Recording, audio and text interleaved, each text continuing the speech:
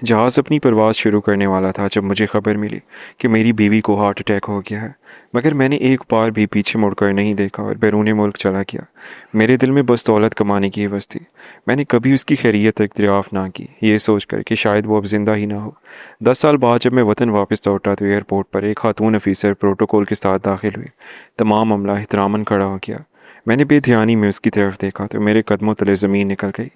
अगर कोई मुझसे 10 साल पहले पूछता कि मेरी ज़िंदगी में सबसे अहम चीज़ क्या है, तो मैं बिला झिझक कहता, दौलत, सिर्फ दौलत।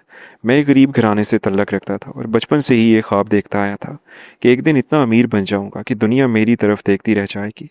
जब मैं जवानी की दहलीज पर पहुंचा तो मेरे बाप ने शादी के नाम पर मेरे पैरों में बेड़ियां डाल दी। मेरी बीवी मरियम बहुत अच्छी लड़की थी, मगर मेरे पैसा कमाने के जुनून से बेजार रहती थी।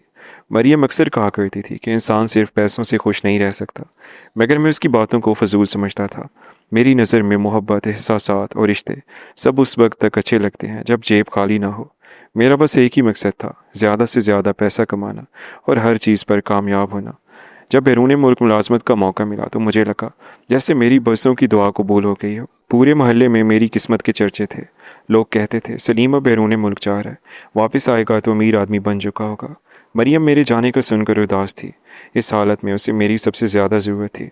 मरियम उस वक्त हामला थी, उसकी तबीयत भी अक्सर ख़राब रहती थी, मगर मुझे उसकी कम और अपने ख्वाबों की ज़्यादा फ़िक्र थी। रवानगी वाले दिन वो खामोश थी, बार बार मेरी तरफ देखती थी जैसे कुछ कहना चाहती हो, मगर मैं जल्दी में था। मुझे सिर्फ वक्त पर एयरपोर्ट पहुंचने की फ़िक्र थी। जब मैं एयरपोर्ट पहुंचा तो जहाज़ की रवानगी में थोड़ा वक्त बाकी था। इसी दौरान मेरे मोबाइल पर कॉल आई। दूसरी तरफ मेरे ससुर थे, उनकी आवाज़ पूरी तरह से कांप रही थी।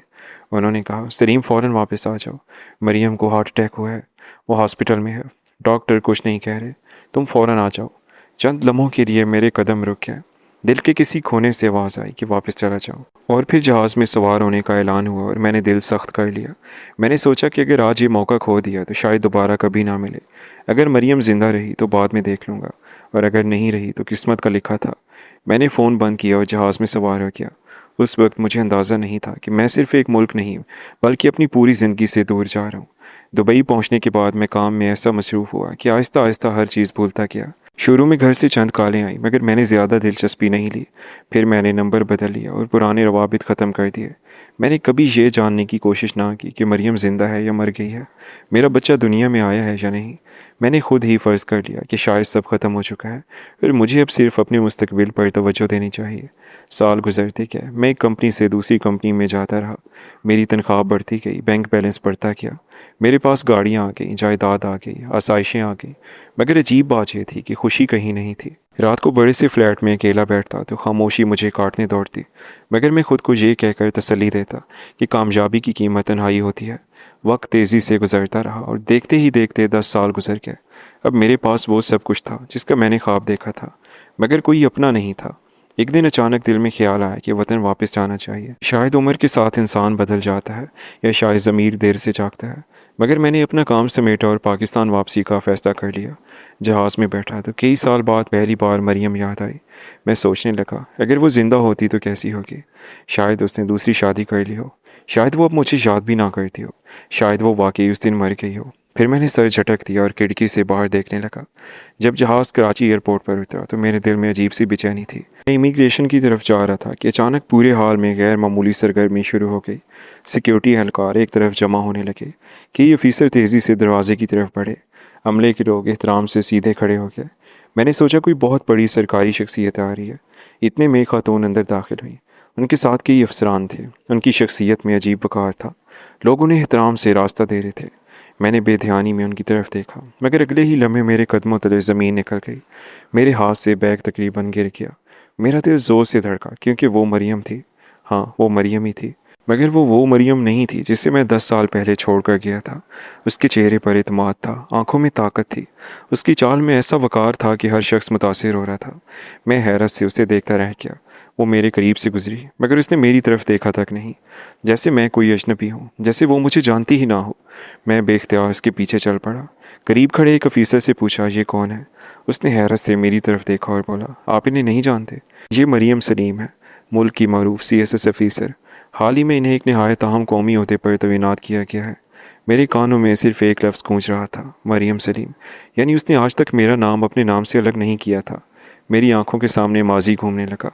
वो लड़की जो मेरी राह देखती थी, जो मेरे लिए दुआएं करती थी, जिसे मैं अस्पताल में छोड़कर दौलत के पीछे भाग गया था। मैंने हिम्मत करके उसका नाम पुकारा, मरियम। वो रुक गई, आहिस्ता से पलटी। उसकी नज़रें मुझ पर पड़ी।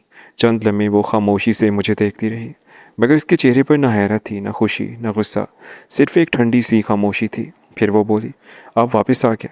इस एक जुमले ने मेरे दिल को चीर कर रख दिया। मैंने लरजती आवाज़ में कुछ कहना चाहा, मगर वो मेरी बात मुकम्मल होने से पहले बोली, मुझे कहाँ मीटिंग में जाना है, अगर कोई ज़रूरी बात हो तो वक्त ले लीजिए। फिर वो मुड़कर आगे बढ़ गई और मैं वहीं खड़ा रह गया। मुझे पहली बार एहसास हुआ कि मैंने दौलत तो कमा ली थी, मगर जिस औरत को कमज़ोर समझकर छोड़ गया था, वो मुझसे कहीं ज़्यादा मजबूत बन चुकी थी। और शायद मैं अपनी ज़िंदगी की सबसे कीमती चीज़ हमेशा के लिए खो चुका था। मैं काफ़ी देर तक एयरपोर्ट के हाल में खड़ा रहा। मेरी समझ में नहीं आ रहा था कि ये सब हकीकत है या ख्वाब है। 10 साल पहले जिस औरत को मैंने बेयारो मददगार छोड़ दिया था, आज वो एक ऐसी शख्सियत बन चुकी थी जिसके एहतराम में लोग खड़े हो रहे थे। और मैं वही सलीम था जो दौलत के नशे में अपने ही घर को उजाड़ कर चला गया था। उस रात मैं होटल के कमरे में सो ना सका। बार बार मरियम का चेहरा आंखों के सामने आता रहा और उसका वो मुख्तसर सा जुमला मेरे कानों में गूंजता रहा, आप वापस आ गए। अगले दिन मैंने उसके दफ्तर में मुलाकात की दरख्वास्त जमा करवा दी। कई घंटे इंतज़ार के बाद मुझे वक्त मिल गया। जब मैं उसके दफ्तर में दाखिल हुआ तो मेरा दिल ज़ोर ज़ोर से धड़क रहा था। मरियम अपनी कुर्सी पर बैठी फाइलें देख रही थी। उसने सर उठाकर मेरी तरफ देखा और बैठने का इशारा कर दिया। मैं खामोशी से बैठ गया। कुछ लम्हे खामोशी रही, फिर मैंने धीमी आवाज़ में कहा, मरियम मुझे माफ़ कर दो।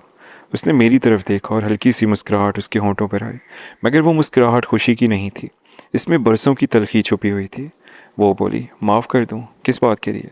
इस बात के लिए कि जब मुझे हार्ट अटैक हुआ तो तुमने एक बार भी मुड़कर नहीं देखा, या इस बात के लिए कि तुमने 10 साल तक ये जानने की कोशिश नहीं की कि मैं ज़िंदा भी हूँ या मर गई हूँ, या फिर इस बात के लिए कि तुमने अपने बच्चे के बारे में कभी पूछा तक नहीं। मेरे पास इन सवालों का कोई जवाब नहीं था। मेरी नज़रें झुक गईं। मरियम ने कुर्सी से टेक लगाई और बोली, तुम जानना चाहते हो ना, तुम्हारे जाने के बाद क्या हुआ था? तो सुनो। उस दिन मैं वाकई मौत के बहुत करीब पहुंच गई थी। डॉक्टर्स ने बड़ी मुश्किल से मेरी जान बचाई। जब मुझे होश आया तो सबसे पहले तुम्हारे बारे में पूछा, मगर मालूम हुआ कि तुम तो जा चुके हो। कई महीनों तक मैं तुम्हारा इंतज़ार करती रही। हर दरवाजे की आवाज़ पर मुझे लगता तुम आ गए हो, मगर तुम नहीं आए। फिर मेरा बेटा पैदा हुआ और मैंने फ़ैसला किया कि अब मैं किसी का इंतज़ार नहीं करूँगी, मैं अपनी ज़िंदगी खुद बनाऊँगी। मेरी आंखों से आंसू बहने लगे। वो बोलती रही, शुरू में मुझे बहुत मुश्किल हुई थी। लोग ताने देते थे, कहते थे शौहर छोड़कर चला गया है, मगर मैंने हिम्मत नहीं हारी। मैंने अपनी तालीम मुकम्मल की और मुकाबले के इम्तहान दिए। दिन रात मेहनत की और आखिरकार कामयाब हो गई। मेरा बेटा मेरी ताकत बन गया। जब भी मैं थक जाती, वो मेरा हौसला बढ़ाता। आज मैं जिस मकाम पर हूँ, वहाँ पहुँचने में मुझे 10 साल लगे हैं, और इन 10 सालों में मैंने एक दिन भी तुम पर भरोसा नहीं किया, क्योंकि तुम इस काबिल ही नहीं थे। उसकी हर बात मेरे दिल पर हथौड़े की तरह लग रही थी। मैंने कांपती हुई आवाज़ में पूछा, मेरा बेटा कहाँ है?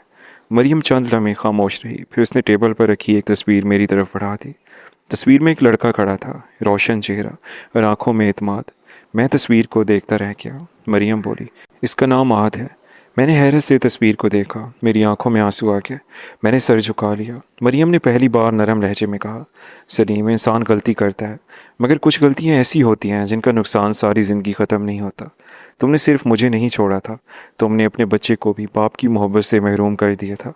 मैंने कहा, क्या मैं इससे मिल सकता हूँ? मरियम ने चंद लम्हे सोचा, फिर बोली, फ़ैसला मैं नहीं, वो करेगा। अगर वो तुमसे मिलना चाहे तो ज़रूर मिल लेना। चंद दिन बाद मेरी मुलाकात आहद से हुई। वो मेरे सामने बैठ गया। उसके चेहरे में मुझे अपनी झलक नज़र आ रही थी, मगर उसकी आंखें मरियम जैसी थीं। मैंने भराई हुई आवाज़ में कहा, बेटा। उसने फ़ौरन कहा, मुझे बेटा मत कहिए। ये लफ्ज़ सिर्फ रिश्ते नहीं, ज़िम्मेदारी से मिलता है, और आपने कभी वो ज़िम्मेदारी निभाई ही नहीं। मैं खामोश हो गया। उसने कहा, आप जानते हैं कि जब स्कूल में फादर्स डे मनाया जाता था तो मैं सबसे ज़्यादा बीमार होने का बहाना बनाता, क्योंकि मेरे पास कोई बाप नहीं था।